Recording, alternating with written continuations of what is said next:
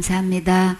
구원의 확신 7번 구원을 받았는가. 사도행전 23장 1절 말씀. 바울이 공회를 주목하여 가로되 여러분 형제들아 오늘날까지 내가 범사의 양심을 따라 하나님을 섬겼노라 하거늘 대제사장 아나니아가 바울 곁에 섰는 사람들에게 그 입을 치라 명하니 바울이 가로되 회칠한 담이여 하나님이 너를 치시리로다.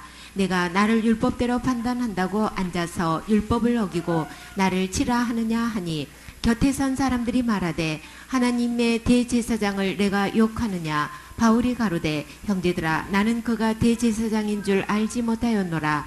기록하였으되 너의 백성의 관원을 비방치 말라 하였느니라 하더라. 아멘. 바울이 공회를 주목했어요. 그래서 여러분 형제들아 오늘날까지 내가 범사에 어떻게 섬겼대요? 양심을 따라서 하나님을 섬겼다고 했지요. 바울이 오늘 공회에 선 것을 신문 가정에서 조사적 개념으로 보면 되겠지요. 바울은 여기서 공회를 관심을 가지고 주의 깊게 살펴 주목했다고 했어요. 먼저 우리 공회에 대해서 한번 살펴볼까요? 공회는 원어로는 이제 사내들인이에요. 총 71명의 이제 공회 의원으로 구성되었는데 이제 의장은 대제사장이고 사두개인, 바리새인, 이제 장로들로 이제 구성되어 있어요. 사내들이는 중앙 이제 의회였으므로 주로 율법 문제에 대한 이제 재판권을 이제 행사했는데 유대 최고 통치기관이었던 이제 로마가 허용하는 한도 내에서 이제 행정과 사법을 이제 주관하였어요. 그러나 사형만큼은 이제 로마 총독의 이제 허락을 받아야 했는데 지금 공회 이제 신문 가정에 있던 이제 바울은 대제사장의 이제 발언권을 준 것도 아닌데 지금 어떻게 하고 있어요? 서두부터 주저없이 지금 바울이 포문을 열어서 이제 대제사장의 우월감과 지금 자존심을 뒤흔들어 놓는 대목이에요. 그러니까는 여러분 형제들아 지금 우리는 이렇게 얘기하면 그냥 다 순서에 의해서 지금 되는 것처럼 이게 여겨지는데 지금 그런 입장이 아닌 거예요. 제수로 일단 섰으면 다 순서에 의해서 발언권을 줄 때 이야기할 수 있는 거죠. 그러기 전에 먼저 지금 선제 공격하는 거예요 지금. 그래서 그러니까는 여기서 대제사장은 여기 굉장히 이제 또 진노하게 되죠. 어디 내가 있는데 함부로 먼저 얘기를 해야 이제 이런 관계가 지금 감정이 이제 오가고 있는 분위기를 우리 알고 말씀을 들으면 좋겠지요. 그래서 여러분 형제들아 오늘날까지 내가 범사의 양심을 따라 하나님을 섬겼노라 그늘. 근데 바울은 공회 의원들을 향해 지금 형제라고 하면서 동족적 이제 입장에서 이제 복음을 전하려고 이제 이게 주목하게 했어요. 바울이 지금 떨고 있는 게 아니라 정말 담대하지요. 바울의 이 모습이 정말 멋지지요. 정말 멋지지 말입니다. 바울이 범사의 양심을 따라 하나님을 섬겼다고 했는데 어떤 분이 자신을 평가할 때에 모든 사람이 다 나처럼만 한다면 되겠는지 한번 생각해 보라고 했대요. 자신의 직분을 놓고 직분에 맞게 모든 사람이 나처럼만 한다면 되겠는지 한번 점검해 보세요. 사역자가 나처럼만 한다면 되겠는지 양심의 끄리낌이 없습니까? 바울은 하나님 앞에서 범사에 이게 양심껏 살았다고 공회 의원들 앞에서 당당하게 이제 선포를 했는데 바울이 죄인으로 붙잡혀 와서 지금 신문 받는 게 아니라 먼저 신문 받는 게 아니라는 걸 지금 먼저 밝히 보여주고 있는 거예요. 2절에 대제사장 아나니아가 바울 곁에 섰는 사람들에게 그 입을 치라 명하니. 그러니까 바울이 이러한 처지에도 불구하고 조금도 위축됨이 없이 당당한 이제 그 모습에 대제사장은 이제 아나니아가 이제 분노를 참지 못하고 이제 공식석상에서 적절치 못한 이제 폭언을 지금 하고 있는 거예요. 바울의 이 반응을 보면 손바닥으로 치라는 게 아닌 거예요. 주먹으로 치라는 이제 폭행적 이제 반언인 거예요. 그러니까는 지금 법정에서 오가는 대화가 지금 굉장히 예민하죠. 이제 이 분위기가 지금 이렇게 돼가고 있어요. 근데 대제사장이 왜 바울의 입을 치라고 했을까요? 바울이 입이 살아 있어서 너무 미운 거예요. 그렇죠? 어디서 선제 공격을 하고 있고 순수 되지 않고 내가 허락도 안 했는데 말이야. 어디서 형제리라고 하면서 미리 말을 하니까. 근데 믿지 않는 사람들이 핍박할 때 뭐라고 하나요? 예수쟁이들이 뭐만 살았어요? 입만 살아가지고 한마디도 지금 지지 않는다고 그러지요. 근데 그리스도인이 입이 살아야 복음 전하죠. 그래요. 그때나 지금이나 똑같아요. 그래서 입이 살아서 당당한 모습으로 하나님 앞에서 양식껏 살았다고 하니까 그 입이 너무 미운 거예요. 공회 심판 재판 석상에서 바울이 자신이 피고라는 점보다는 공회의 높은 유대인들을 향해 지금 간증으로 복음을 증발하는 의도를 알고 지금 그 입을 막으려고 하는 거예요. 그러니까 지금 그 말을 듣고 바울이 뭐라고 대응했나요? 3절에 바울이 가로되 회칠한다며 더 소리를 그냥 더 대제사장보다 더 세게 나오는 거예요. 이제 하나님이 너를 치시리로다. 내가 나를 율법대로 한다고 앉아서 지금 율법을 어기고 나를 치라 하느냐? 그렇게 나오니까 이제 바울은 이제 공회 의원을 향해서 왜 이렇게 해칠한 담이라고 했을까요? 공회 의원들이 지금 바울을 율법대로 재판한다고 앉아 있는데 그러나 저들의 실상은 어땠나요? 율법을 어기고 자기 멋대로 살면서 돌로 쳐 죽이려는 이런 살인 행위를 서슴지 않고 한 것을 지금 지적하고 있어요. 여기서 아나니아는 대제사장으로서 이제 경건함이나 자비로움은 전혀 찾아볼 수 없었고 잔인하고 술수에 능하며 로마의 빌붙은 자라고 이렇게 평가가 되어지고 있어요. 주후 66년 로마의 전쟁이 시작되자 유대 열심당원이 젤롯 땅이라고 하는데 대제사장 이 아나니아의 집과 여기 아그리파 메로니케의 궁전을 이제 궁전에다가 불을 질렀는데 이때 대제사장의 아나니아와 지도층의 사람들이 이제 도망을 쳤대요. 근데 이 아나니아는 헤롯 대왕의 이제 궁전 뜰에 있는 이제 수로에 숨어 있다가 발각되어 가지고 형과 함께 이제 죽임을 당했대요. 이렇게 복음을 전하고자 하는 이제 바울의 입장과 아나니아의 이 입장에서 결론은 그렇게 돼 있어요. 4절에 곁에 선 사람들이 말하되 하나님의 대제사장을 내가 욕하느냐? 오직 바울은 복음을 성공적으로 전하는 일에 초점을 두고 있지요. 5절에 바울이 가로되 형제들아 나는 그가 대제사장인 줄 알지 못하였노라. 기록하였으되 너희 백성의 가난을 비방치 말라 하였느니라 하더라. 바울이 모르는 게 아니죠. 28절에 출애굽기 22장 28절에 너는 재판장을 욕하지 말며 백성의 유사를 저주하지 말지니라라고 했지요. 여기서 바울은 계속 지금 형제라는 이제 호칭을 쓰면서 그가 대제사장인 줄 몰랐다고 지금 했어요. 그때 바울이 가만히 보니까 재판석에 앉아 있는 자들이 두 부류가 앉아 있는 것을 이제 알게 되었어요. 6절에 바울이 그 한 부분은 사두개인이요 한 부분은 바리새인인 줄 알고 공에서 외쳐 가로되 여러분 형제들아 나는 바리새인이요 바리새인의 아들이라 죽은 자의 소망 곧 부활을 인하여 내가 신문을 받노라 이렇게 외쳤어요.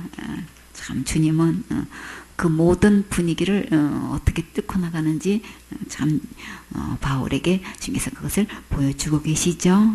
그래서 이 바리새인과 지금 사두개인이 이제 두 부분으로 이제 나눴다고 했는데 사두개인에 대해서 한번 알아볼까요? 예수님 시대에 유대인들은 이제 대부분 이제 내세를 믿었는데 그러나 이제 권력과 부를 가진 이 유대인들은 그렇지 않았어요. 사두개인이라고 불리는 이제 그들은 제사장직을 독점하고 이제 유대의 최고 정치 기구인 사내들인을 장악한 기적이었어요. 근데 그들은 이제 내세도 천사도 믿지 않았고 한마디로 그들은 철두철미한 이제 세속적인 사람들이었어요. 이제 기원 후 70년 이제 로마인들이 성전을 파괴하고 이제 제사장직을 없애자 이제 사두개인도 이제 사라졌는데 마태복음 16장 6절에 예수께서 이러시되 삼가 바리새인과 사두개인들의 누룩을 주의하라고 하셨지요. 이 두 무리도 이제 당연히 이제 예수님을 싫어했는데 특히 사두개인은 예수님이 이제 장차 큰 분란을 일으켜서 이제 로마인들의 감정을 자극하면 이제 자신들이 누리는 이 제사장직과 부가 모두 이제 사라질지 모른다는 이제 걱정을 한 거예요. 어떤 사두개인은 예수님에게 이제 내세에서 결혼을 어떻게 하는지 이제 그런 터무니없는 그런 질문을 했지요. 그들은 내세를 믿지 않았으므로 이제 다만 예수님을 이제 조롱하라는 이제 의도에서 이제 질문을 했는데 누가복음 20장 28절에 보면 물어 가로되 선생님이여 모세가 우리에게 써주기를 사람의 형이 만일 아내를 두고 자식이 없이 죽거든 그 동생이 그 아내를 취하여 형을 위하여 후사를 세울지니라 하였나이다. 그런데 그 칠형제가 있었는데 맞이 아내를 취하였다가 자식이 없어 죽고 일곱이 다 저를 이렇게 아내를 취하였는데 부활 때에 그 중에 네 아내가 되리까 이렇게 질문을 했어요. 34절에 예수께서 이르시되 이 세상의 자녀들은 장가도 가고 시집도 가는데 저 세상과 및 죽은 자 가운데서 부활함을 얻게 합당히 여김을 입은 자들은 장가도 장가가고 시집가는 일이 없다 그러셨죠. 저희는 다시 죽을 수도 없나니 이는 천사와 동등이요 부활의 자녀로서 하나님의 자녀임이니라 라고 이제 대답을 하셨는데 이렇게 바리새인들은 부활도 안 믿고 천국에 있냐 없나 이것도 관심 전혀 없고 이제 이런 상태에 있는 사람들이 이렇게 제사장직분을 맡고 이렇게 막강한 권력을 행사하고 있는 거예요. 지금도 교회에 아주 어른급들 모아있는 총회에 가면 진짜 천국을 믿는 사람이 얼마나 될까? 그때나 지금이나 같아요. 전혀 관심 없고 이 세상에서 그 자리에 있는 게 그게 제일 중요한 거야 이제. 참 그런 거 보면 참 안타까운데 그때나 지금이나 이제 그런 실정에 있어요. 사두개파라고 지금 또 이제 공회 의원들 중에 있는데 BC 2세기경에 하스모니안 이제 왕조 때 사덕의 이제 후예임을 이제 자처하는 다수 이제 제사장들에 의해 이제 형성된 유대교의 이제 당파 중에 하나예요. 종교와 정치의 구심점이라 할 수 있는 이 대제사장을 중심으로 이제 귀족의 권익을 대변하는 일종의 정치 집단이었어요. 이들은 종교적으로 이제 보수적이고 또 로마 정부에 대해 비판적이며 대중의 인기를 한 몸에 이제 받았던 바리새인파와는 이제 극명한 이제 대조를 이제 이루었는데 이들은 율법 모세 오경만 받아들이고 구전으로 내려오는 장로의 전승은 이제 거부했대요. 이게 또한 부활이나 천사, 영생, 이제 영혼의 존재는 믿지 않았대요. 그래서 마가복음 12장 18절에 보면 부활이 없다 하는 사두개인들이 예수께 와서 물어 가로되라고 이제 사두개인을 이야기하면서 부활이 없다라고 이렇게 소개되어 있죠.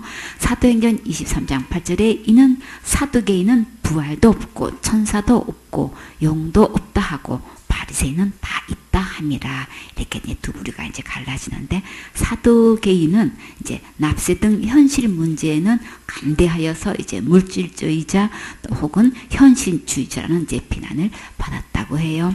마태복음 3장 7절에 요한이 많은 이제 바리새인과 사두개인들이 침례 베푸는데 오는 것을 보고 뭐라고 그들 향해서 소리쳤나요? 독사의 자식들아 누가 너희를 가르쳐 임박한 진노를 피하라 하더냐. 그러므로 회개에 합당한 열매를 맺어라. 이렇게 바리새인도 그 침례 요한도 바리새인과 사두개를 향해서 이렇게 외쳤는데, 마태복음 16장 6절에 예수께서 이르시되 삼가 바리새인과 사두개인들의 누룩을 주의하라 하셨죠. 제자들이 서로 의논하여 가로되 우리가 떡을 가져오지 아니하였도다 하거늘 예수께서 하시고 가라사대 믿음이 적은 자들아 어찌 떡이 없으므로 서로 의논하느냐. 너희가 아직도 깨닫지 못하느냐. 떡 5개로 몇천 명 먹였어요. 5,000명을 먹이고 주운 것이 몇 바구니며, 떡 7개로 4,000명을 먹이고 주운 것이 몇 강줄이었는지 기억지 못하느냐. 지금 하시면서 지금 주의하라고, 누룩을 주의하라고 하는 거는 뭘 주의하라고 하시는 거예요? 어찌 내 말한 것이 떡의 하나님이 아닌 줄을 깨닫지 못하느냐. 오직 바리새인과 사두개인들의 누룩을 주의하라 하시니 곧 그것이 뭐였나요? 12절에 그제야 제자들이 떡의 누룩이 아니요 바리새인과 사두개인들의 교훈을 삼가라고 말씀하신 줄 깨달으니라. 주님은 항상 무리 중에서도 제자를 나눠서 이 바리새인과 사두개인의 이 교훈들 철저히 조심하라고 당부하셨지요. 그래서 아무리 수만 명이 모여서 밟힐 만큼 되어서도 누룩 주의해야 돼, 조심해야 돼, 삼가해야 돼. 따로 제자를 불러서 이거 당부했어요. 우리는 숫자에 다 압도된다고요. 영향을 받게 되어 있어요.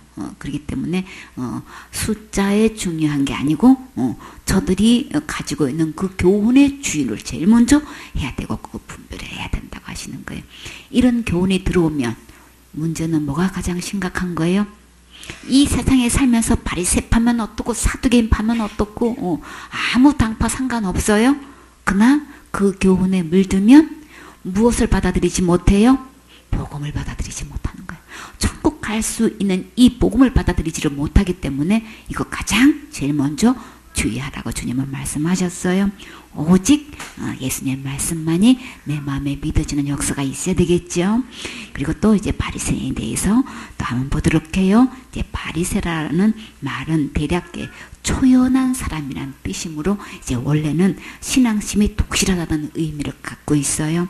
그러나 예수님은 그들이 독선적이라고 자주 말씀하셨기 때문에 이제 바리새의 이제 의미도 이제 달라졌어요.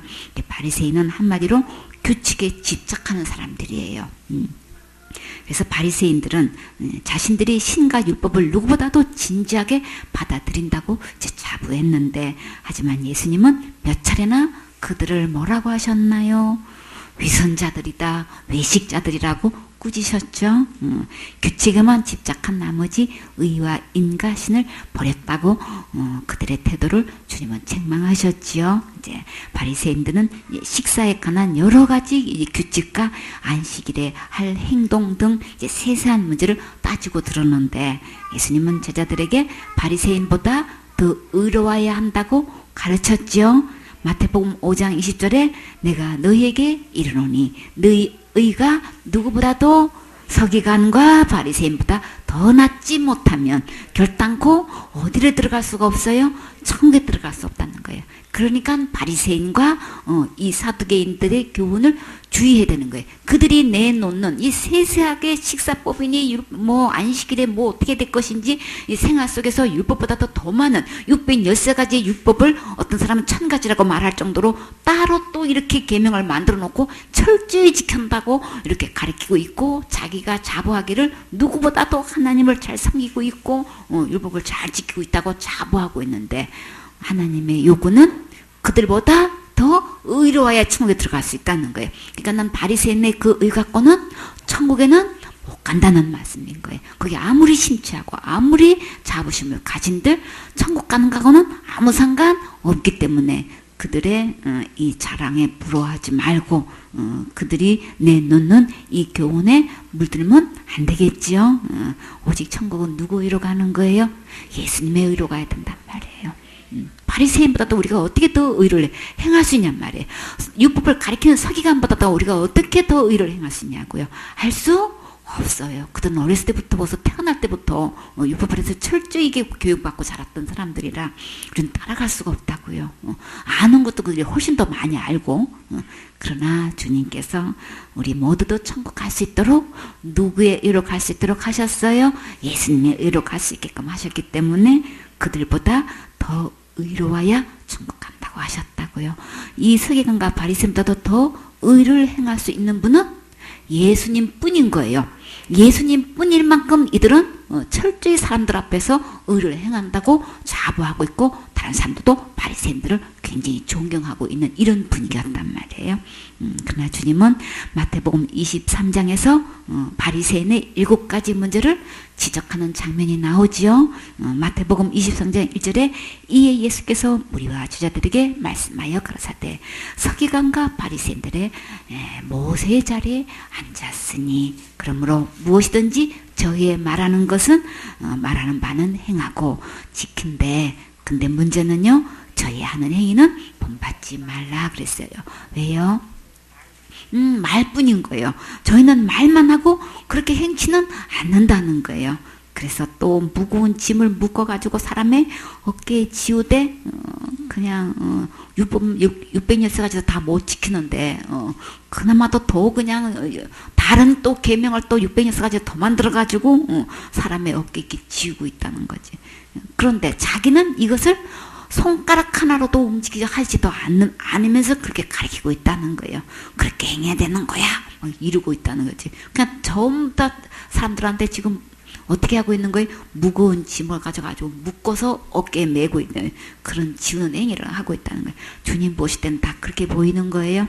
그래서 저희 모든 행위를 사람에게 보이고자 하여 하나님이 중심이 아니고 사람 앞에서만 아주 거룩한 척, 이룬 척, 의로운 척, 다 계명을 지키는 척 하고 있다는 거죠. 그래서 주님은 외식자라고 하셨어요. 곧 그 차는 경문을 넓게 하며 옷을 크게 하고 잔치의 상석과 해당의 상자에 앉아있는 거 너무 좋아하고 시장에서는 문안 받는 거 좋아하고 사람에게는 선생님 이렇게 랍비라 칭함을 받는 것을 너무 좋아한대요. 그래서요 마태복음 20장 13절에 화 있을진저 외식하는 서기관과 단들과 바리새인들이여 너희는 천국문을 사람들 앞에서 닫고 너희도 들어가지 않고 들어가려 하는 사람들을 어떻게 한다고요? 들어가지 못하게 막는 악한 행동을 하고 있다고 주님은 탄식하고 계시는 거예요. 진짜 맞죠? 이렇게 교회 와서 예수님 믿고 천국 가고 싶은데 도대체가 가르쳐주는 사람이 없어. 전부 다 나보고 열심히 하라 그러고 내가 날마다 짓는 죄는 나보고 해결하라고 이렇게 가르치고 있단 말이에요. 이건 천국문은 다에 닫아버리고 배나도 들어가려고 하는 사람도 못 들어가게 하고 있는 역할을 지금 서기관과 바리새인들이 지금 하고 있다는 거예요. 교회에서는 누가 그렇게 하고 있다는 거예요? 교회 지도자들이 그렇게 하고 있다고 주님께서 지금 꼬집어 말씀하고 계셔요. 그러니까 이들의 교훈에 정말 주의해야 되겠죠. 마태복음 23장 15절에 화 있을진저 외식하는 서기관들과 바리새인들이여 너희는 교인 하나를 얻기 위하여 바다와 육지를 두루 다니다가 생기면 배나 너희보다 배나 더 지옥 자식이 되게 하는도다. 교인들을 얻기는 엄청 또 굉장히 노력해요. 그러니까 총동원 쥐를 해가지고 어떤 행사를 갖다가 했으라도 교인들을 이렇게 모으려고 힘쓰고 애쓰고 있죠. 그래서 그냥 세미나도 어떻게 하면 교회 숫자가 늘어나면은 거기 다 몰려가지고 또 세미나 배우러 다니고 그냥 그것도 다 보면 유행이야. 그냥 그때마다 유행되는 대로 뭐 또 잘 됐다 싶으면 다 또 그쪽으로 가가지고 또 그렇게 듣고 와가지고 교회 접목해보고 어떻게든 숫자 늘리는 데는 굉장히 관심을 많이 가지고 이제 있는데 문제는 그 교인 하나 겨우 얻었어도 천국 가게 하는 일에 초점은 전혀 없고 관심 전혀 없고 지금 다 뭐 만들고 있어요? 배나 지금 지옥 자식을 만들고 있다는 거죠.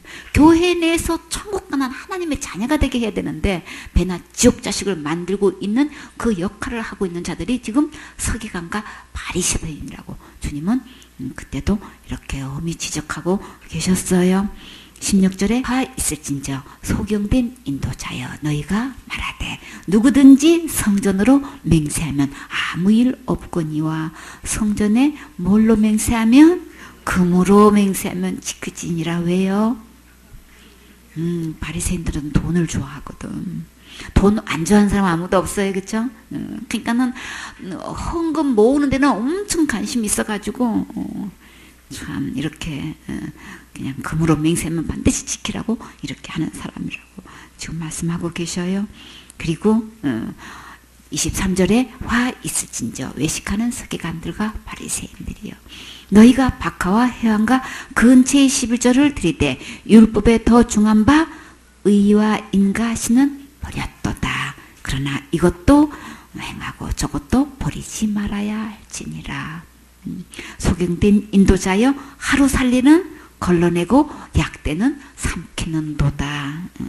어떻게 하면 의롭게 돼서 천국 갈 수 있는지, 하나님께서 우리를 얼마만큼 사랑하시고 공륜을 베푸셨는지, 어떻게 믿어야 천국 갈 수 있는지에 대해서는 전혀 관심 없어. 전혀 다뤄주지를 않아. 그래가지고 그저 그냥 막 11조에 대해서는 엄청 그냥 심게 해가지고 축복받는다더라 막 이렇게 거기에 대해서는 굉장히 관심을 두고 이제 이야기를 하는데 다 주님은 지금 소경이라고 말씀하셨어요. 그래서 전부 다 하루 살림 걸러놓고 약대는 삼키는 격을 지금 하고 있다. 지금 이렇게 말씀하셔요. 진짜 교회에서 해야 할 일 이것도 행하고 저것도 버리지 말아야 된다고 하셨어요. 11조 하지 말라는 얘기가 아니에요. 약속하신 대로 11조 드리면 축복 받아요. 주님께서 다 책임지셔요. 가장 좋은 것으로 채워주시지요. 내가 월급이 많이 받든 적게 받든 구별해서 하나님께 드리면 주님이 이 모든 것을 책임져 주신다고요. 쉬는 대로 걷는데 11조 한다고 심는다고 천국 가는 거하고는 전혀 상관없다. 예수님께서 지옥 갈 모든 죄를 다 용서해 주신 것 이거 온전히 믿어질 때만 천국 갈 수 있는 믿음이 될 수 있는 거죠. 예수님께서 해놓으신 거는 전혀 관심이 없고 그냥 세상에서 축복받는 데만 관심을 가지고 그것만 집중적으로 이야기하니까 도대체 교회 가가지고 예수님 말씀 좀 듣고 싶은데 성경 말씀 좀 배우고 싶은데 그 얘기는 본문을 읽어놓고 전부 다 엉뚱한 얘기하고 있으니까 참 그래서 말씀이 기갈이라서 제가 들을 수가 없는 게 지금 교회 현실이 되고 있죠. 또 주님은 27절에 화 있을진저 외식하는 서기관들과 바리새인들이요 회칠한 무덤 같으니 겉으로는 아름답게 보이나 그 안에는 죽은 사람의 뼈와 모든 더러운 것이 가득하도다. 이와 같이 너희도 겉으로는 사람에게 옳게 보이되 안으로는 외식과 불법이 가득하도다. 주님 보실 때는 그런 거예요. 겉으로는 그냥 성직자라고 해가지고 굉장히 존경받고 엄청 깨끗한 것 같은데 하나님 보실 때는 누구보다도 그 속이 뭐로 가득하대요? 외식과 불법으로 가득하대. 하나님의 법을 말씀대로 정하지를 않고 주님께서 분부한 말씀대로 가르쳐야 되는데 그 말씀은 간 곳도 없고 전부 다 하나님 볼 때는 불법으로 지금 가르치고 있다는 거예요. 그래서 그 말을 들으면 도대체가 천국을 갈 사람이 한 명도 없어. 구원은 이루어가는 거야. 예수님은 십자가에서 다 이루셨다고 했는데 그 말씀은 간 곳도 없고 전부 다 내가 이루어가는 거라고. 그러면 결국은 하나님만 나시는 거고 죽어봐야 하는 거고 막 다 이렇게 가르치니까 결론은 한 명도 구원받은 사람이 없게 만들어버리는 거예요. 근데 그 말을 듣고 그대로 따라가고 있고 그걸 대변하고 있고 그게 무슨 굉장한 신학인 것처럼 해가지고 얼마나 큰 소리 치고 있는지 몰라. 결국은 자기는 구원 못 받았다는 얘기고 천국 못 간다는 얘기고 지금은 죽으면 지옥 간다는 얘기를 그렇게 크게 지금 속아가지고 지금 그러고 있다니까.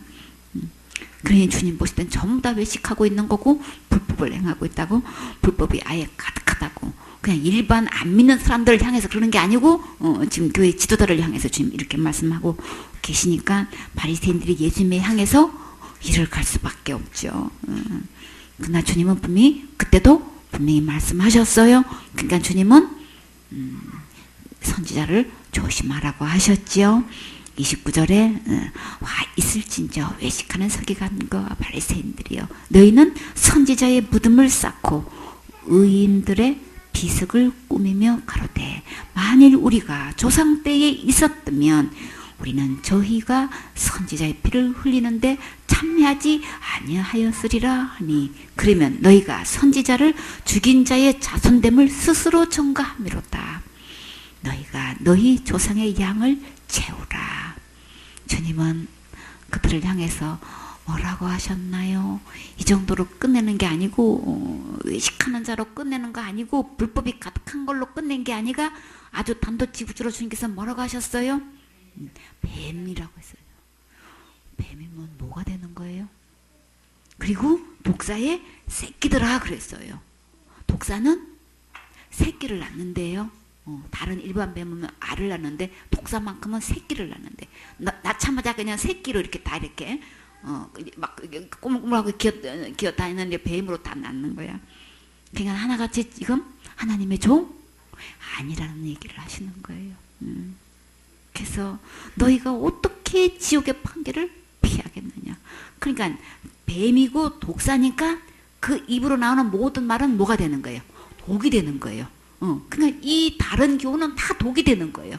그래서 그 입에 나오는 교훈이 다 독이 돼가지고 이 교훈을 몇십 년 동안 들었던 사람들은 이 복음을 듣는데 듣고 받아들여서 정말 내 안에 믿어져서 내 것이 되어가지고 이루어지는 데는 상당한 해독 기간이 필요하다는 거예요.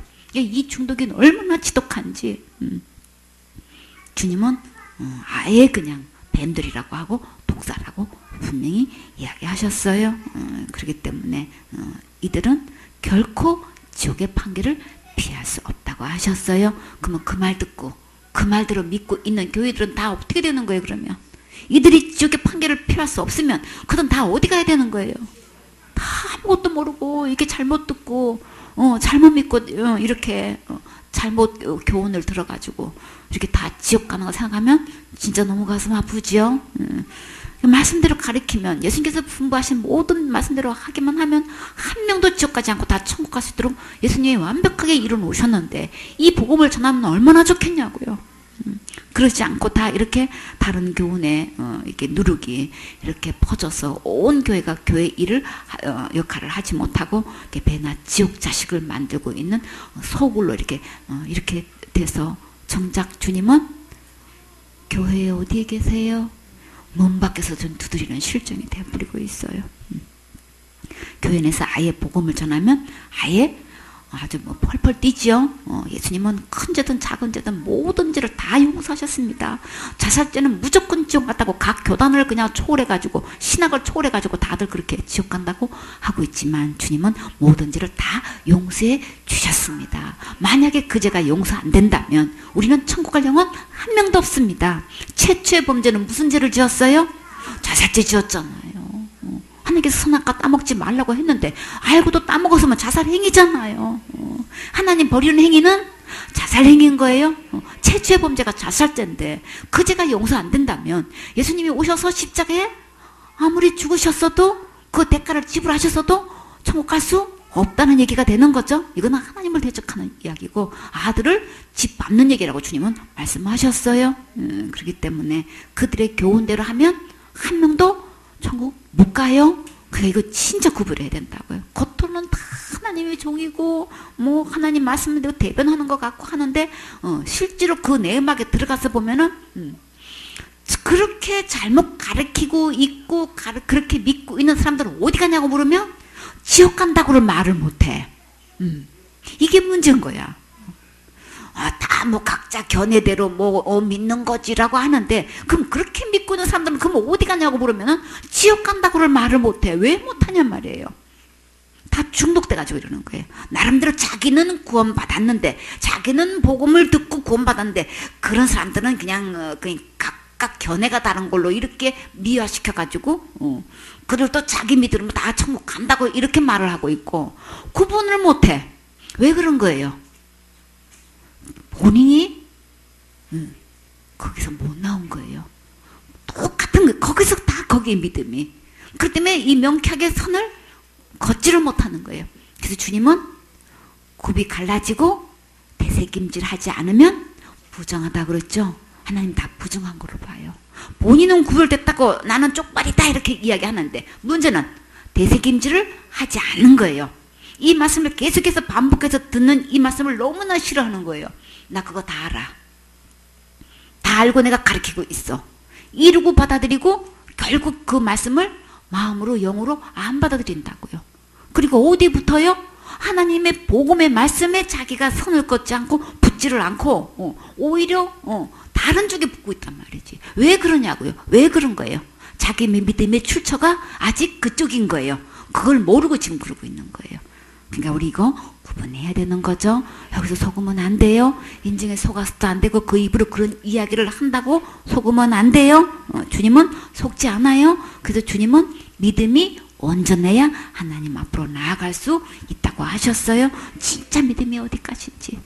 그래서 복음은 다 알고도 나도 모르게 내 뭐를 풀어서 한다 그랬어요.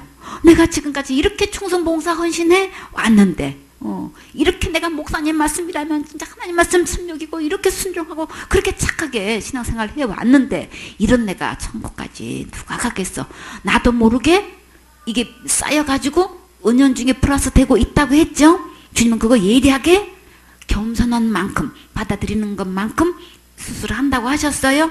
지금도 주님은 포기하지 않고 우리를 예리하게 수술하고 계셔요. 그러니까 우리는 말씀에 서 있어야 되는 거예요. 절대 자기 의하고 요거 플러스 시키는 날에는 그야말로 망하게 되니까 이거 철저히 주님 오신 그날까지 이거 잘 관리하셔야 되는 거예요. 잘 예리하게 냉정하게 자신을 살펴야 되는 거예요. 여기서가 넘어가면 안 돼요. 교회에서 아무리 칭찬받고 그냥 기감이 되고 어디를 봐도 그냥 다 충성봉사 헌신해서 그만큼만 신앙생활 잘하라고 그래. 그만큼만 그런 일꾼이 만큼만 되라고 해. 그렇게 자다가 다 공인을 해도 복음하고는 아무 상관 없어요. 그거 구분하셔야 되는 거예요. 구분되어져야 되는 거예요. 본인 스스로 그걸 예리하게 구분하고 신해야 되는 거예요. 이제 거기까지 주님이 다루고 주고 계셔서 감사하지요.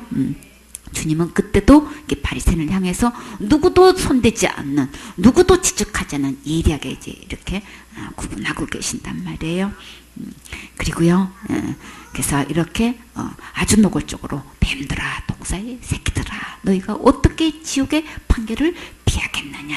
절대 천국 갈 수 없어요. 이게 분명히 선을 그어야죠. 그러나 이 바리새인 중에서도 예수님을 믿고 돌아온 사람들 있어요. 마태복음 9장 11절에 바리새인들이 보고 그 제자들에게 이르되 어찌하여 너희 선생은 세리와 죄인들과 함께 잡수시느냐, 이렇게 그에 대해서 지금 문제를 삼았죠. 그리고 바리새인들은 예수님을 사탄에게 의지해서 뭘 쫓아낸다고 했어요? 귀신들을 쫓아내는 힘을 가졌다고 또 주장했지요. 그냥은 예수님 말씀은 참 좋은데 어째 저렇게 세리들하고 저렇게 죄인들하고 맨날 식사를 하고 영 레벨이 영 마음에 안 드는 거야. 그래서 예수님 옆에서 좀 식사 좀 하고 같이 어울리려고 해도 죄인들하고 세리들하고 어울리니까 그 자리에는 안 가고 싶어. 막 이제 이 바리새인들이 이제 그 정도였어요. 그리고 마태복음 9장 33절에 바리새인들은 가로되 저가 귀신의 왕을 빙자하여 귀신을 쫓아낸다 하더라. 그리고 또 누가복음에서는 바리새인들이 뭐를 좋아한다고 했어요? 돈을 무척 좋아한다고 했지요. 누가복음 16장 14절에 바리새인들은 돈을 좋아하는 자라 이 모든 것을 듣고 비웃건을, 이렇게 독선적인 이제 바리새인들이 이제 성전에서 또 기도하는 유명한 또 비유가 나오지요. 바리새인과 세리의 기도로 또 이렇게 비유하면서 이제 말씀하셨는데 그 기도가 외시적이라는 것을 주님은 밝게 드러내셨죠. 자기는 이렇게 모두하고 저 죄인 세리하고는 비교도 안 됩니다. 그렇게 했지만 하나님부터 누가 의롭다함을 받았어요? 세리가 하나님께 의롭다함을 받았죠. 사람 앞에서 자기의 의를 내놓을 게 있고 자기가 이렇게 자부하고 있어도 진짜 의는 누구로부터 인정받아야 돼요? 의로우신 하나님도 인정받아야 되는 거죠. 이 예수님의 의를 받을 때에 그 의로 하나라 갈 수 있기 때문에 내가 이 세상에 살면서 아무리 의를 행해도 예수님의 의로만 천국 가기 때문에 그 의를 반드시 받아야 되는 거죠. 자기가 말씀대로 순종하고 충성, 봉사, 헌신한 거는 어디에 해당되나요? 상급에 해당되는 거예요. 천국 갈 수 있는 조건은 절대 아닌 거예요. 그냥 자기 자랑하면 안 되죠. 그저 수고한 거 다른 사람 몰라줘도 주님은 다 기록해 놓으시고 상상초월로 갚아주신다고 약속하셨어요. 그러나 그것으로는 절대 천국 가지 못하기 때문에 이거 잘 구분하셔야 되겠지요. 침례 요한은 바리새인을 가리켜서 독사의 자식이라고 이제 불렀는데 그래도 예수님은 바리새인들과 식사를 함께 한 적도 있으세요. 누가복음 10장 1절에 안식일에 예수께서 바리새인의 한 두령의 집에 떡 잡수시려 들어가시니 저희가 엿보고 있더라. 두령의 집에 들어가셨대요. 그래서 어떤 바리새인들은 예수님에게 헤롯이 그를 죽이려 한다고 경고하면서 피신을 권유하기도 했어요.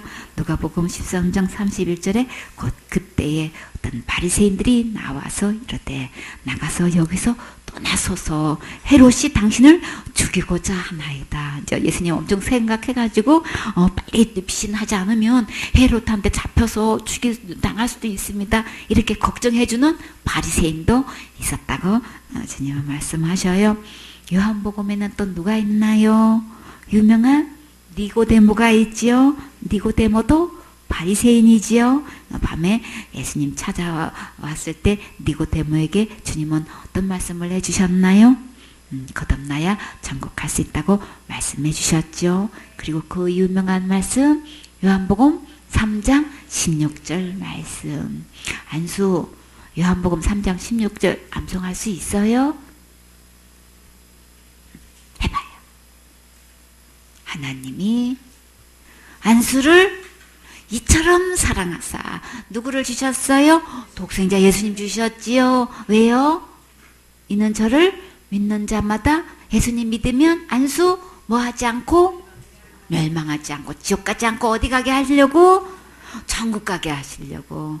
예수님이 안수 그렇게 사랑하신 거, 그렇게 예수님 사랑하시는 거 믿어요? 하지만 이제 대다수 바리새인들은 이제 제사장들의 이제 해유를 받아 예수님을 어떻게 했나요? 처형을 지지했지요. 공교롭게도 사도 바울은 바리새인이었어요. 그렇죠? 자신이 말한 대로 실천한 사람 쪽에 속하지요. 그는 그리스도교를 단합하다가 이제 개정한 뒤에 이제 시대를 통틀어 가장 위대한 그리스도의 전도자가 이제 되었어요. 신약 성서에 수록된 그의 몇 가지 이제 서신들을 보면 그 바리새인들의 율법주의를 얼마나 배격했는지 우리 알 수 있지요. 사도행전 23장 6절에 바울이 그 한 부분은 사두개인이요 한 부분은 바리새인 줄 알고 공에서 외쳐 가로되 여러분 형제들아 나는 바리새인이요 또 바리새인의 아들이라 죽은 자의 소망과 곧 부활을 인하여 내가 지금 신문을 받는다. 지금 이렇게 외치니까 그 말을 하니까 본문 7절 말씀에 바리새인과 사두개인 사이에 뭐가 생겼어요? 다툼이 생겼어요. 무리가 그냥 금방 나눠가지고 이는 사두개인은 부활도 없고 천사도 없고 영도 없다 하고 바리새인은 다 있다 함이라 이렇게 해가지고 막 크게 헌화가 일어날세요. 막 갑자기 막 얼마나 시끄럽고 떠드는지 바리새인 편에서 몇 서기관이 막 뻗 일어나가지고 막 다투어서 이제 말을 하는 거예요. 우리가 이 사람을 보매 악한 것이 없도다. 혹 영이나 혹 천사가 저더러 말하였으면 어찌하겠느냐 하여. 아니 여기 온 바리새인 중에서 서기관도 있네요. 서기관 출신들이 이제 공회 의원들이니까 서기관 중에 학자 출신들도 많아요. 근데 갑자기 바울을 심판하는 게 아니라 갑자기 바울을 어떻게 하고 있어요? 변호사가 됐어. 선임한 적도 없는데 누가 다 이렇게 하셨어요? 주님께서 그래서 우리가 이 사람을 보매 악한 것이 없도다. 혹 영이나 혹 천사가 저더러 말하였으면 어쩌겠느냐 막 이렇게 하니까 참 생각지도 않는 사람을 통해서 주님은 놀랍게 일해 주셨지요. 주님께서 이 서기관 축복해 주셨으면 좋겠지요. 아멘. 10절에 큰 분쟁이 생기니 천부장이 바울이 저에게 찢겨질까 하여 군사를 명하여 내려가 무리 가운데서 빼앗아 가지고 영문으로 들어가라 하니라. 와, 바울 진짜 큰일 날 뻔했네요. 그쵸? 얼마나 극심하게 다투었으면 바울이 어떻게 될 뻔했대요? 찢겨질까봐 무리 가운데서 빼앗아 가지고 왔다고 했어요. 참 바울이 오늘 이렇게 죽음의 큰 관문을 통과했는데 주님께서 보시고 어떻게 하셨을까요? 11절에 그날 밤에 주께서 바울 곁에 서서 이르시되 담대하라. 내가 예루살렘에서 나의 일을 증거한 것 같이 로마에서도 증거하여 하리라 하시니라. 그러니까 이 상황이 얼마나 막 심각하게 다투고 싸웠으면은 참 주님께서 이렇게 찾아오셨냔 말이에요. 주님께서 함께 계시면 두려울 게 없지요.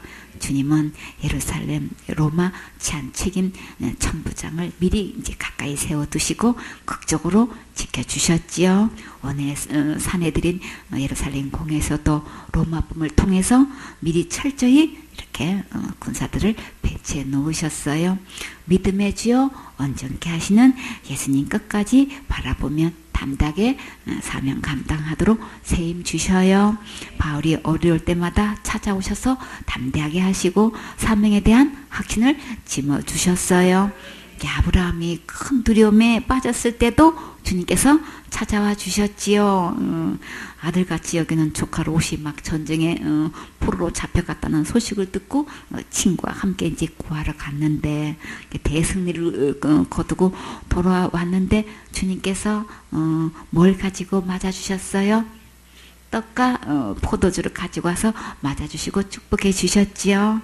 이 모든 것은 주님께서 붙여주셔서 승리케 하셨으니까 주님께 11조 드려서 찬양 드리라고 하셨지요. 이렇게 그 이후에 또 소돔왕이 와가지고 전쟁에서 도망갔다가 아브라함의 승리를 이끌고 오니까 찾아와가지고 어떻게 했어요? 모든 물품 넣어가지고 포로 잡아가는 우리 소돔 사람들은 나한테 주면 안 될까? 이제 막 그렇게 얘기하니까 아브라함이 어떻게 했어요? 그러니까는 그냥 소돔 왕에게 소속된 거는 사람뿐만 아니라 물품까지 다 줬죠. 너 때문에 내가 부자 됐다는 소리 듣고 싶지 않다고 하면서 다 돌려줬어요. 그 후에 아브라함이 지금 어떻게 됐나요? 갑자기 어떻게 됐어요? 소돔왕이 갑자기 쳐들어오면 어떡하지? 9나라가 동맹해가지고 쳐들어오면 참 이거 큰일 나는데 우리는 숫자도 적고 막 이제 이렇게 해가지고 목숨 바쳐가지고 이제 롯을 구해오니까 소돔 사람들을 그렇게 해서 소돔 사람들까지 다 구해왔는데 그냥 물품도 그냥 사람들도 다 돌려주고 나니까 또 아브라함이 또 속상한 거예요. 그쵸? 이래저래 그만 그냥 개선 장군이 뭐에 빠졌나요? 아브라함이 그냥 우울증에 빠져가지고 지금 큰 두려움에 쌓여 있었었지요. 그때 주님께서 어떻게 하셨나요? 여호와의 말씀이 이상 중에 아브라함에게 임하셨지요. 아브라함에게도 주님의 임재가 필요해요. 바울 거장도 복음의 거장인데도 이런 큰 다툼 속에서 맞으면 죽음 직전에서 막 찢겨질까봐 할 정도에서 그런 상황에서 이제 건져졌는데 주님이 찾아올 필요가 있어서요. 이렇게 가지고 아브라함이 찾아오셔서 딱 한마디만 하시니까 아브라함이 우울증에 치료됐지요. 뭐라고 하셨나요? 아브라함아 두려워 말라. 나는 너의 방패요. 너의 지극히 큰 상급이니라. 그 말 한 말씀만 딱 하니까 그냥 아브라함이 그냥 치료가 됐어요. 그래서 아브라함의 주님께 뭐라고 했나요? 주와 여호와여 무엇을 내게 주시려나이까. 나는 뭐 암만 줘봐야 나는 뭐예요? 자식도 없는데요. 뭐 나의 상속자는 아들도 없으니까 이렇게 충신인 이제 엘리에셀에게나 더 주신들 이 사람한테 물려줄 수밖에 없는데요. 이제 그러고 이제 이 엘리에셀이 어느 나라 사람인지 혹시 아세요? 다메섹 사람이에요. 그래서 그랬더니 주님께서 나한테 약속하신 씨도 아직도 안 주셨는데 뭐 내 집에 기리온자나 후사가 될 거나 뭐 그러니까 주님 더 주셔봐야 뭐 이렇게 된다고 이제 속에 있는 얘기를 툴툴대고 지금 이야기하고 있어요. 그랬더니 주님이 뭐라고 말씀하셔요? 아브라함이 가장 갖고 싶고 가장 듣고 싶은 이야기, 그 사람은 너의 후사가 아니라 내 몸에서 날짜가 내 후사가 되리라. 그러니까 주님이 내가 너의 큰 상급이다. 그러니까 내가 앞으로도 얼마든지 더 줄 수 있어. 막 이제 그렇게 하니까 그 너의 후사를 통해서 그 상급을 주시겠다고 지금 약속하고 계시죠. 그래서 주님은 아브라함을 데리고 어디로 데리고 갔어요? 밖으로 나가가지고 하늘을 우러러 무뼈를 셀 수 있냐고 이제 별 하나 그냥 개선 장군이 지금 아기가 돼가지고 주님이 이제 얼르고 달래고 지금 하고 계셔요. 그래서 저 많은 그 별 셀 수 있어? 아브라함한테 지금 하나님께서 지금 질문하고 계셔요. 그럼 우리는 다 하나님 앞에서 다 아기예요. 하나님이 아기처럼 다루실 때 아기처럼 대답하세요. 마음이 높아서 문제인 거예요. 아기처럼 다 아멘하고 받으시면 돼요. 저렇게 많은 별 다 셀 수 있어? 셀 수 있어요? 셀 수 없지요. 그런 만큼 내가 너한테 뭐를 주신다고? 자손을 줄게. 참, 내 자손이 이와 같으리라. 내 자손이 누굴까요? 예수님이신 거예요. 아브라함에게도 예수님이 계셔야 되는 거예요. 반드시 너에게 예수님을 보내줄게. 그쵸? 예수님을 이 아브라함은 하나님께서 그렇게 말씀하실 때 믿었지요. 아브라함도 예수님을 주신다는 이 말씀을 믿고 무엇을 받았나요? 여호와께서 이를 그의 의로 여기셨다 그러셨어요. 아브라함의 여호와를 믿었기 때문에 의롭게 되는 거예요. 우리도 동일하게 어떻게 해야 의롭게 돼요? 예수님을 믿을 때 예수님께서 지옥 갈 모든 죄를 다 해결하신, 다 용서하신, 다 갚아주신 거, 전부 탕감해 주신 거 믿을 때 의롭담을 받을 수 있어요. 그래서 아브라함을 믿음의 조상이라고 하지요. 이렇게 아브라함도 믿음의 조상 아브라함도 이렇게 두려움에 휩싸일 때 있어요. 그럴 때마다 주님이 찾아오시면 그 병은 한 방에 치료됐지요. 바울도 이렇게 복음 전하려 하나님의 사명 따라서 가는 길마다 이렇게 죽음의 고비를 넘길 때마다 주님이 찾아오셨지요. 이렇게 큰 어려움과 환경과 형편을 보고 낙심하지 마시고 사명에 대한 확실한 약속의 말씀을 붙잡으세요. 5분 전 하나님 끝까지 일해 주실 것을 기대하시고 응답받는 간증의 주인공 되세요. 본문 12절 말씀에 날이 새매 유대인들이 당을 지어 맹세하되 바울을 죽이기 전에는 먹지도 아니하고 마시지도 아니하겠다 하고 이같이 동맹한 사람이 몇 명이에요? 40여 명이나 있더라. 우와. 어젯밤에 하나님께서 왜 바울을 찾아오셔서 담대하라고 하셨는지 이제 알겠죠? 완전 이제 결사대가 조직되어 가지고 죽기 살기로 이판사판지 끝장을 보려고 봐요. 그러면 진짜 해결사 되시는 주님께서 이럴 때 어떻게 인도하실까요? 정말 흥미진진한 기대가 고조되고 있어요. 14절에 대제사장들과 장로들에게 가서 말하되 우리가 바울을 죽이기 전에는 아무것도 먹지 않기로 굳게 맹세하였으니 지금 40명의 결사대가 대제사장들과 장로들을 찾아왔어요. 이제 너희는 그의 사실을 더 자세히 알아볼 양으로 공회와 함께 천부장에게 청하여 바울을 너희에게로 데리고 내려오게 하라. 우리는 그가 가까이 오기 전에 죽이기로 준비하였노라 하더라. 그런데 여기서 40명 결사대는 지금 대제사장과 장로들에게 지금 뭐라고 칭하고 있나요? 너희라고 하고 있죠? 이렇게 말해도 되는 거예요? 이들은 대제사장들과 장로들을 이래라 저래라 할 수 있을 만큼 권력이 지금 막강한 걸 볼 수가 있어요. 이게 사내들인 예루살렘 공회원을 움직일 수 있는 조직들이 지금 등장한 거예요. 바울은 정말 무사할까요? 16절에 바울의 생질이 그들이 매복하여 있다함을 듣고 와서 영문에 들어가 바울에게 고한지라. 바울에게 여동생이 있었네요. 동생이 이제 결혼도 하고 지금 아들까지 낳았는데 오늘 그 여동생의 그 아들이 바울을 면회하러 왔어요. 예루살렘에 살고 있었나 봐요. 바울은 아직도 장가도 못 갔는데 아니고 주와 복음을 위해 사명 감당하라고 스스로 장가를 안 갔지요. 그래요. 조카가 와서 말하기를 40명이 당을 지어 삼촌이 죽기 전에는 아무것도 먹지도 않기로 작정했대요. 그렇게 하니까 바울이 어떻게 했어요? 백부장을 청하여 가로되 이 청년을 천부장에게로 인도하라.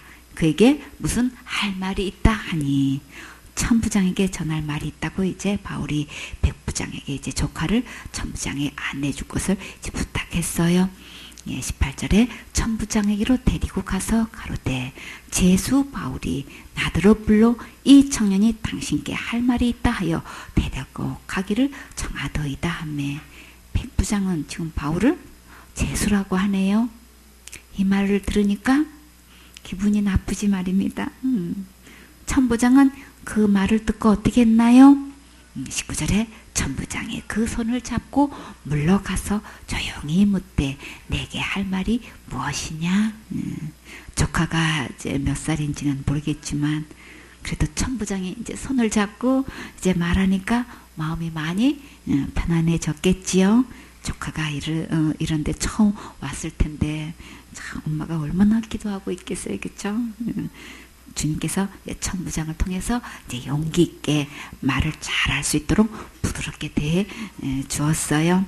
20절에 대답하되 유대인들이 공모하기를 저희들이 바울에 대하여 더 자세한 것을 이제 묻기 위함이라 하고 내일 그를 데리고 공회로 내려오기를 당신께 청하자 하였으니 여기서 이제 유대인들이 당을 지어서 바울을 죽이기로 공모한 자들을 이제 한번 잠깐 살펴보면 이제 바울이 이제 3차 전도 여행을 마치고 이제 로마로 갈 무렵에는 5대 이제 로마 5대 황제 이제 네로가 이제 통치한 이제 시대였어요.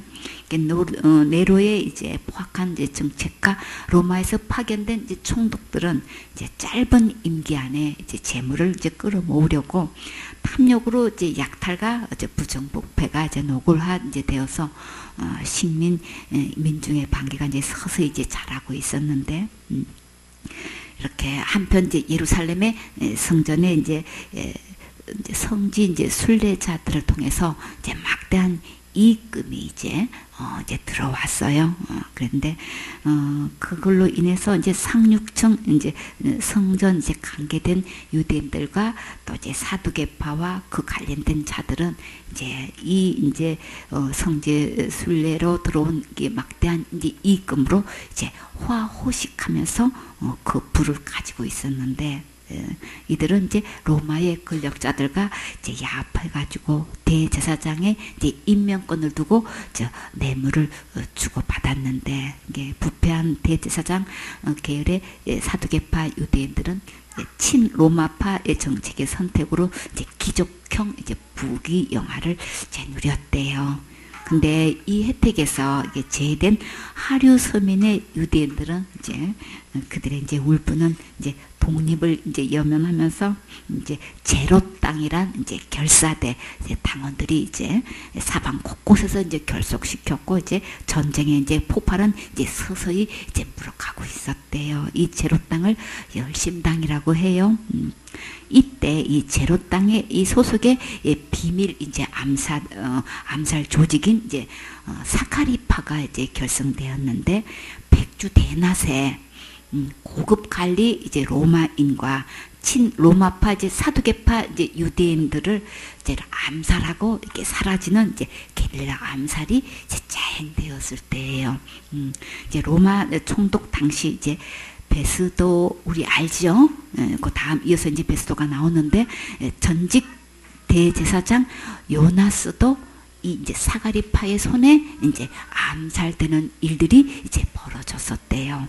그래서 오늘 이제 바울을 죽이려고 이 한 당은 이제 산에 들인 공회의 제사장들과 장로들을 이래라 저래라 할 수 있는 이제 막강하게 이치에 있는 자들이 새로 이제 당을 만들어 가지고 이제 이렇게 나타나서 이제 바울을 죽이기로 이제 한 거를 보이기 때문에 이들 당하고 제로 당하고는 조금 이렇게 분리를 해야 되겠지요. 이제 21절에 이제 당신은 이제 저희 청함을 쫓지 마옵소서. 이제 조카가 계속 이제 천부장에게 이야기하는 내용이에요.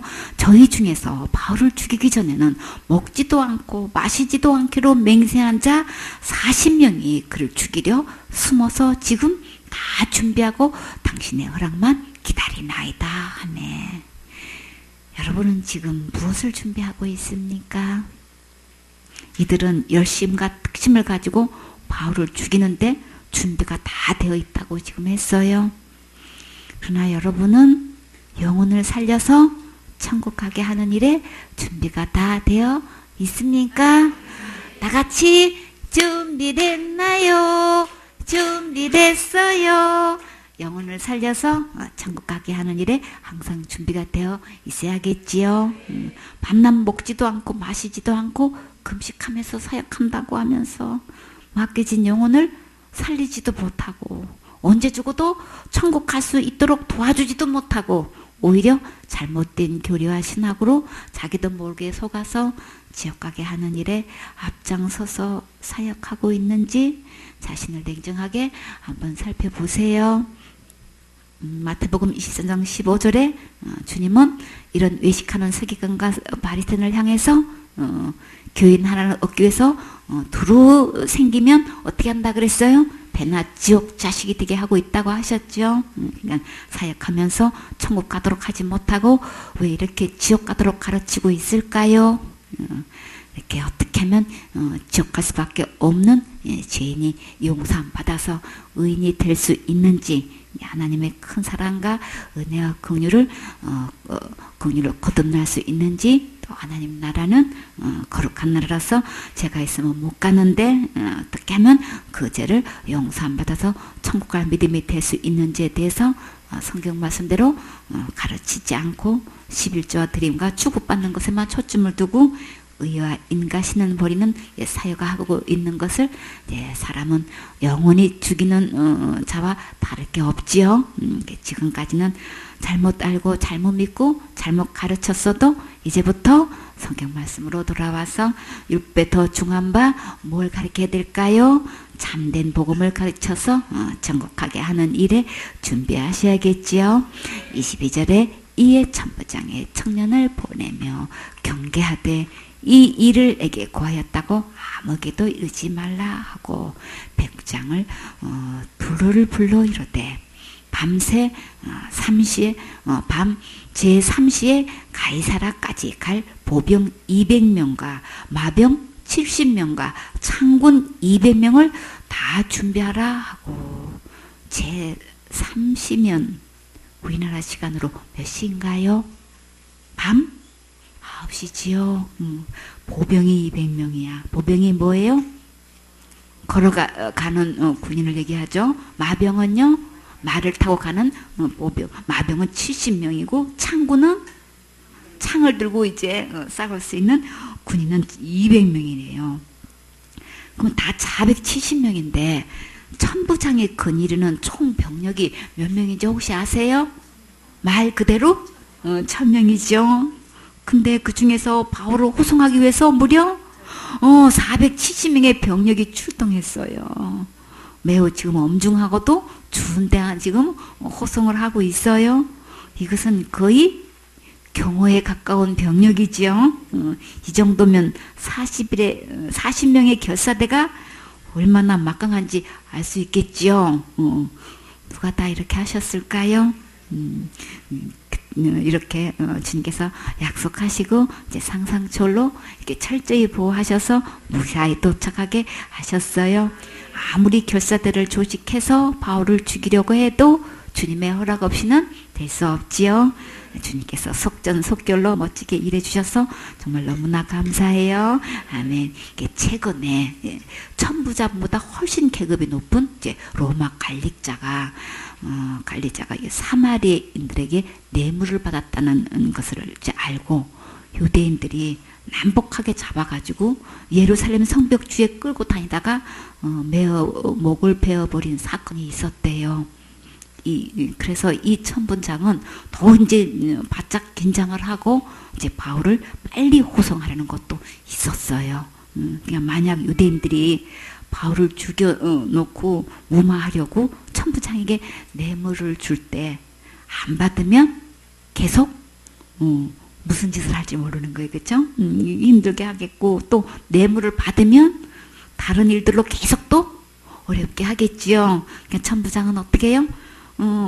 바울을 빨리 예루살렘에서 가이사랴로 안전하게 보내는 게 상책인 거예요. 24절에 또 바울을 대워 총독 벨리스에게로 무사히 보내기 위하여 짐승을 준비하라 명하여. 와, 바울을 무사히 보내기 위해 말까지 준비하라고 하네요. 이 천부장 예수님 믿고 천국에서 만났으면 정말 좋겠지요. 그래요. 또 이 아래와 같이 편지하니 이르렀으되 클라우디오 루시아는 총독 벨리스 카카에게 문안하노이다. 천부장 이름이 지금 뭐라 그랬나요? 클라우디오 루시아네요. 그동안 바울을 안전하게 철저히 지키고 보호하느라고 수고했으니까 우리 한 형씩 한번 해볼까요? 다 같이 텔레비전에 내가 나왔으면 정말 좋겠네, 정말 좋겠네. 성경 말씀에 내가 나왔으면 정말 좋겠네, 정말 좋겠네. 여러분도 성경의 멋진 주인공 되세요. 아멘. 천부장이 이렇게 총독 벨리스 카카에게 편지를 썼는데 벨리스는 어떤 인물인지 한번 살펴볼까요? 총독 벨리스는 행복이란 뜻이에요. 그 뜻대로 정말 행복했을까요? 로마 황실 노예에서 총독에까지 오른 입지전적의 인물이래요. 어떻게 노예에서 총독까지 됐을까요? 유대의 11대 로마 총독인 안토니우스 벨리스였는데 AD 52년에서 60년 동안 이제 이렇게 직무를 했는데 그는 사도 바울이 마지막으로 예루살렘을 방문하여 체포되었을 때에 이제 총독으로서 바울이 무죄하다는 사실을 알면서도 유대인을 한심을 살려고 그냥 또 행여도 뇌물이라도 얻을 심산으로 2년간 바울을 이제 감금해 두었어요. 이제 벨릭스는 3명의 아내를 두었는데 그 중에 하나는 헤롯 아그리파 2세의 누이 이제 드루실라라고 해요. 이제 그는 이제 이 벨릭스는 어떻게 역사가 평가하고 있냐면 돈과 세욕을 즐기며 탐욕스럽고 잔혹한 폭군으로 이렇게 평가되고 있어요. 말년에 가리사라 유대인들에 의해서 이제 고소돼가지고 로마로 그냥 압송되었대요. 그 후에 이제 후임으로 이제 유능한 이제 베스도 총독이 이제 지명되었는데 천부장에게 클라우디오 루시아네가 이제 바울에 대해서 어떻게 상소를 올렸을까요? 총독이라고 다 좋은 거 아니에요, 그렇죠? 이들이 2년 후에 잃게 돼버린다고요.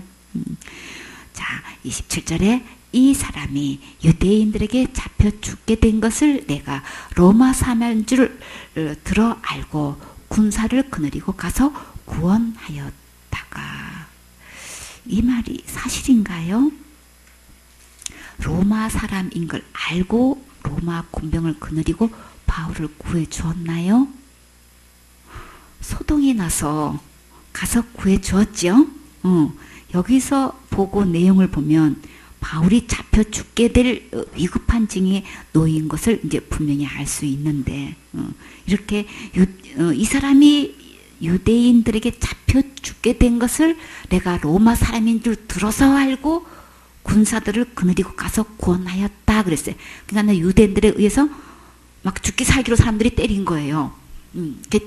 죽기 일보 직전에 이제 바울을 구해준 거는 사실인 거예요.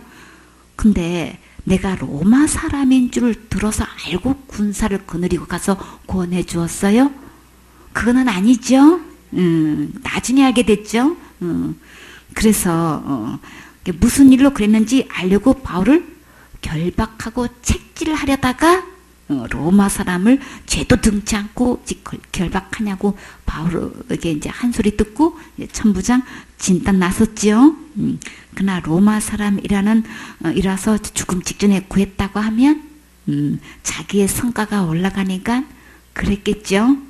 근데 총독 벨리스에게는 통했는지는 모르지만 성경에 2,000원을 두고 거짓이 탄로났으니 어쩌지요.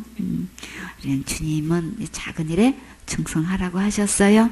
작은 일에 정직할 때 큰 일에도 정직할 수 있어요. 이런 모습은 이런 모든 것은 이제 습관이고 가치관이에요. 어려서부터 말씀대로 하나님 앞에 정직하게 시인하는 습관과 용기가 있으면 좋겠지요. 잠언 11장 6절에 정직한 자는 그 의로 인하여 구원을 얻으려니와 사특한 자는 자기의 악에 잡히리라. 일을 잘했든 못했든 간에 정직하면 정직한 것 때문에 그거를 의로 여기시고 그 일에 구원을 받을 수 있대요. 근데 우리가 정직하지 못할 때는 대부분 왜 그런 거예요? 무서워서 그러죠. 혼날까 봐서 그러고 이제 그런 게 있어요. 근데 주님은 그런 것들을 사특한 걸로 보고 계시고 악이라고 지금 보고 계신다고요. 그러나 정직하면 오히려 그 일에서 구원을 얻는다고 주님은 약속해 주셨어요. 잠언 14장 2절에 정직하게 행하는 자는 여호와를 경외하여도 패역하게 행하는 자는 여호와를 경멸히 여기느니라. 정직하게 행할 때 주님을 경외한 거로 주님은 보고 계셔요. 정직하지 않으면 배역하게 여기시고 오히려 하나님을 경멸하는 걸로 계산하셔요. 참 이렇게까지 계산하신지 우리 모르죠. 잠언 20장 11절에 비록 아이라도 그 동작으로 자기의 품행에 청결하며 정직한 여부를 나타내느니라. 애기들도 양심에 걸려서 거짓말하면 표정이 다 나타나서 엄마들은 금방 알죠. 그래가지고 너 지금 거짓말하고 있지? 그러면 애들이 벌써 그 표정에서 다 나타난단 말이에요. 그러면 이제 아기 때부터 정직하게, 그리고 아기들이 정직하게 이렇게 고백을 하면 또 아주 후한 마음으로 또 용서를 해주는 그것도 있어야 되는 거예요. 너무 벌이 무서워가지고 애들이 정직하고 싶은데 또 무서워서 못하는 이런 분위기를 만들면 안 되겠죠. 다음부터는 절대 그런 거는 나쁜 거니까 하면 안 돼. 그러나 정직하게 고백한 거는 잘한 거야. 칭찬해주고 또 그건 깔끔하게 더 이상 하면 안 된다는 건 선을 그어주고 이렇게 또 야단 친 거에 대해서 또 이렇게 위로도 해주고, 그렇게 하면 아이들이 또 잘못했어도 정직하게 고백할 수 있겠죠. 그런 분위기에서 이렇게 바르게 자라서 갈 수 있도록 해주는 게 좋겠지요.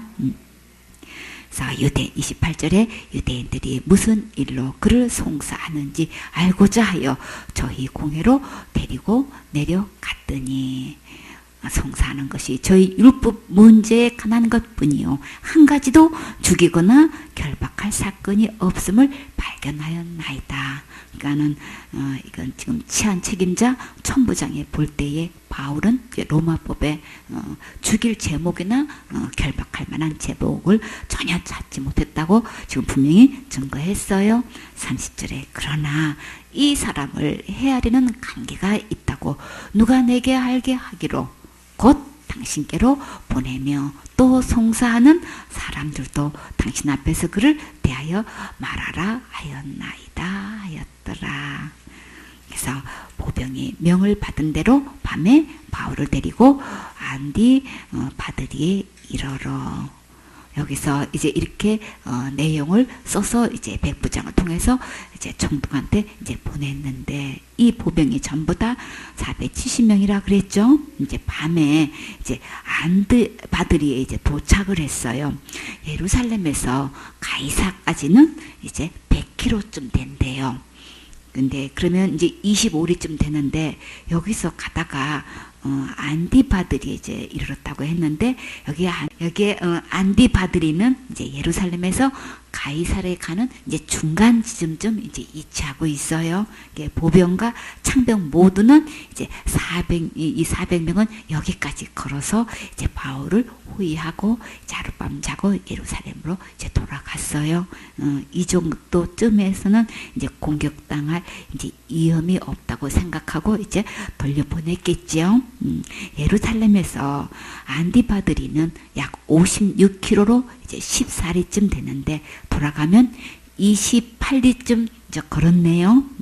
수고한 군사들에게 주님께서 축복해 주셨으면 좋겠어요. 얼음 가득 넣어가지고 시원한 냉커피도 타주고 팥빙수도 주었으면 좋겠지요. 여러분도 팥빙수 드시고 싶지요? 다 같이 주님 팥빙수 주세요. 아멘. 안드리바는 이제 안디바에 속한 뜻이에요. 예루살렘과 가이사라를 연결하는 군용도로로 이제 인접한 중요 성읍인데, 사론 이제 평원 동쪽, 예루살렘 북서쪽 55km, 또 가이사라 남쪽 45km 지점에 이제 위치하고 있는데, 헤롯 대왕이 부친 안디바를 기념하기 위해 재건한 헬라화된 도시래요. 우리가 초가로 지었는지 또 기아로 지었는지 서양식으로 지었는지 이렇게 보면 알 수 있죠. 근데 이 도시 전체를 헬라 문명에 맞는 이제 식양으로 건축을 했대요. 자, 아버지를 기념하기 위해서 도시를 건설하는 경우는 처음 들어보는 것 같아요. 우리 기념비나 기념관을 세우는 거는 많이 들어보아왔지요. 근데 아버지를 기념하기 위해 가지고 이렇게 도시를 갖다가 이렇게 건설했다는 거는 참 드문 일이죠. 참 또 이렇게 굉장히 또 스케일이 이렇게 커요. 32절에 이튿날 마병으로 바울을 호송하게 하고 영문으로 돌아가니라. 이튿날 마병은 이제 밝은 대낮에 이제 가이사라까지 이제 안전하게 이제 바울을 호송하고 이제 예루살렘 이제 영문으로 돌아갔어요. 하룻밤 자고 그 다음날 안전하게 갈 수 있도록 주님께서 지켜 주셨어요. 34절에 저희가 가이사라에 들어가서 편지를 총독에게 드리고 바울을 그 앞에 세우니, 총독이 읽고 바울들어 어느 영지 사람이냐 물어 길리기아 사람인 줄 알고 가로되 너를 송사하는 사람들이 오거든 내 말을 들으리라 하고 헤롯 궁에 그를 지키라 명하니라. 여기서 이제 AD 57년부터 59년까지 2년 동안 이제 바울이 이 궁에 이제 갇혀 있었다고 해요. 이제 이 헤롯 궁은 바다 위에다가 궁전을 멋있게 지었어요. 바다에다가 어떻게 궁전을 지을 수 있을까요? 해변가가 이렇게 있는데 거기 위에 보면 해변 가까이에 바위가 이렇게 나온 거 있죠. 굉장히 보기가 참 좋죠. 그런 지역을 거기다가 막 기둥을 세워가지고 궁전을 이제 지었는데 그 궁전 밑에는 다 바닷물이 있는 거예요. 그 위에다가 궁전을 세워가지고 이 헤롯 궁전 그 주위에는 또 왜 우리 그 배너 나올 때에 그 왜 말 타고 말이 경주하는 원형 경기장 있죠.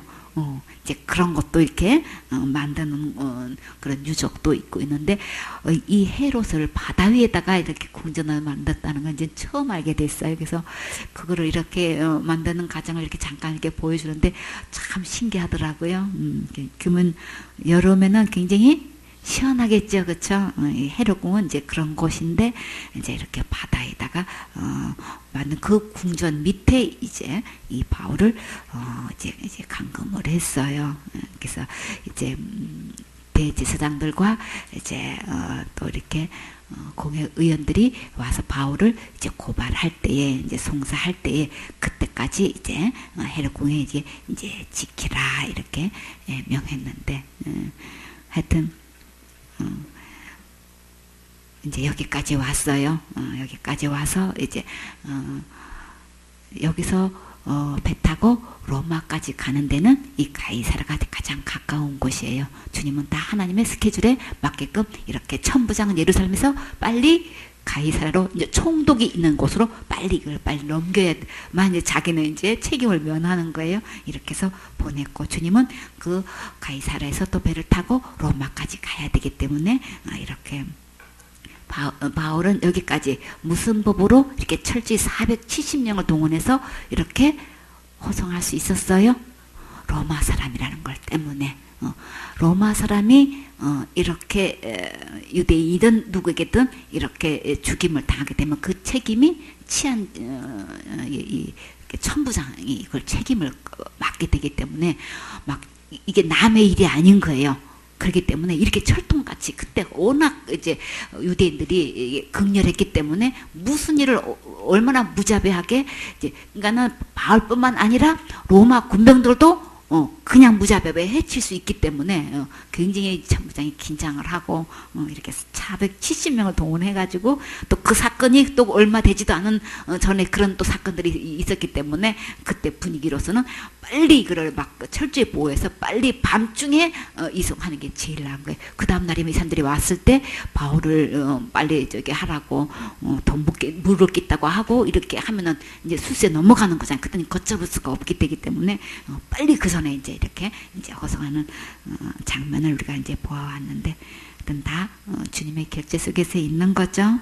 이렇게 해서 하여튼 로마에 가서 복음을 전해야 할 사명을 받은 이 바울은 무사히 이렇게 철저히 로마법에 의해서 최고의 이제 호의를 받고 이렇게 무사히 이렇게 가이사라까지 총독에까지 온 것을 주님께서 이렇게 보여주셨어요. 주님은 모든 환경을 초월해서 하나님 선안에서 하나님 계획대로 인도하시지요. 그래서 어떻게 해서 나는 이렇게 천부장이 이렇게 바울을 이렇게 호송했나 굉장히 궁금했는데 이제 그런 문제, 이제 그런 환경들이 있다는 것을 이제 보이게 해주셔서 감사해요.